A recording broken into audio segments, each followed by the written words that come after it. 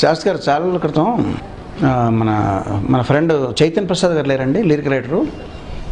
ఆయనతో నేను సరదాగా ఒక పద్యం రాయమన్నాను.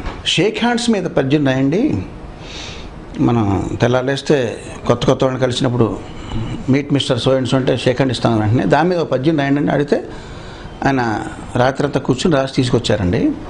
సరదాగా మీకు అది అనిపిద్దామని.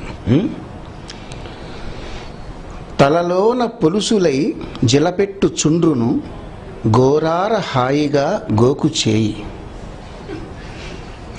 తలలోన పొలుసులై జిలపెట్టు చుండ్రును గోరార హాయిగా గోకు చేయి. కళ్ళలో పుసులను వేళ్లతో తొలగించి వాల్జూపు సొగసు కాపాడు చేయి. జలుబుతో నాసిక జలపాతమవ్వేళ చీమిడి బర్రున చీదు చేయి. ముక్కులో కొలువైన పొక్కుల్ని నేర్పుగా కెలికి వెలికి వలుసు చేయి.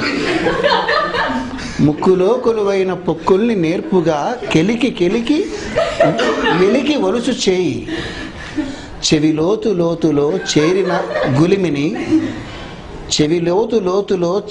గులిమిని చిటికెన వేలుతో చెనకు చేయి. గజ్జలో కొలువైన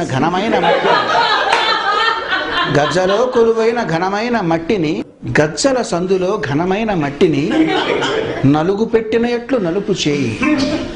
కురుపుల గాయాల దురదల్ని కడతేర్చ బరయంచు బరకు చేయి. మలమూత్రముల కంపు చెలరేగిపోకుండా పుడిసెడు నీళ్లతో కడుగు చేయి. లేదా అమెరికా వాళ్ళైతే టిష్యూ పేపరుతోన తుడుచు చేయి. అట్టి ఈ చేయి మర్యాద ఉట్టిపడగా నిన్ను తాకంగా ఇటు వచ్చుచున్నదోయి. ఎవని చేతిలో ఏముందో ఎవరికెరుక, 1000 రోగాల పుట్ట ఈ చేయి కనుక చాలింక కరచాలనాలు చాలు, దండమెట్టిన వాడెరా ధన్యజీవి.